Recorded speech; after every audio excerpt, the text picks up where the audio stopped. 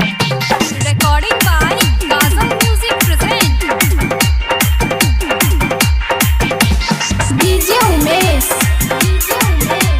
Sukhipur Bazaar तोरा बिना गोरी लागने मन गे एको दिन की अन कर फोन गे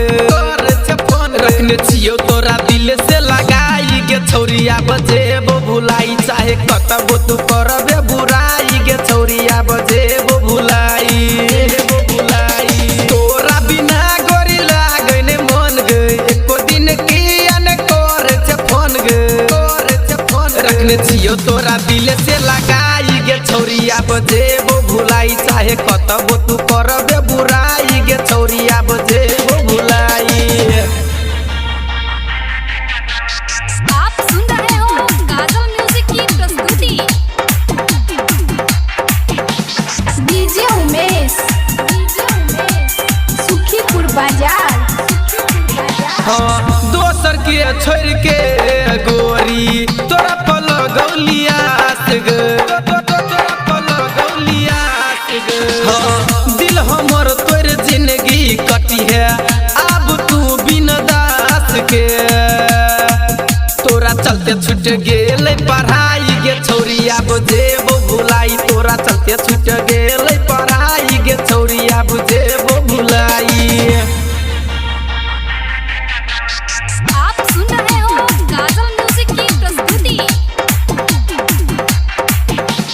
DJ उमेश सुखीपुर बाजार हाँ जहिना कनै छी हम तहिना कनबे तू गे तहिना कनबे तू हाँ हाँ जहिना कनै छी हम तहिना कनबे तू गे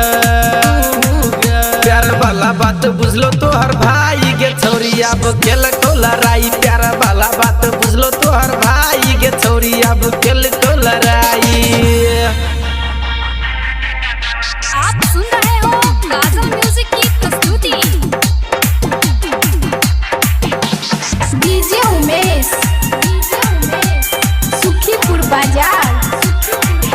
हाँ नैन सनैन मिललै त गेल हमरा हसाई गे गेल हमरा हसाई गे कोन जादू चलवही छौरी लेवही हमरा फसाई गे चंदन गेल तोरा प्यार में पगलाई गे छौरिया बुझे तो भुलाई चंदन गेल तोरा प्यार में पगलाई गे छौरिया बुझे तो भुलाई तोरा बिना गोरी लागने मन गे एको दिन की अन कर फोन गे रखने छियो तोरा दिल से लगाई गे छौरिया बुझेबो भुलाई रखने छियो तोरा दिल से लगाई गे छौरिया बुझे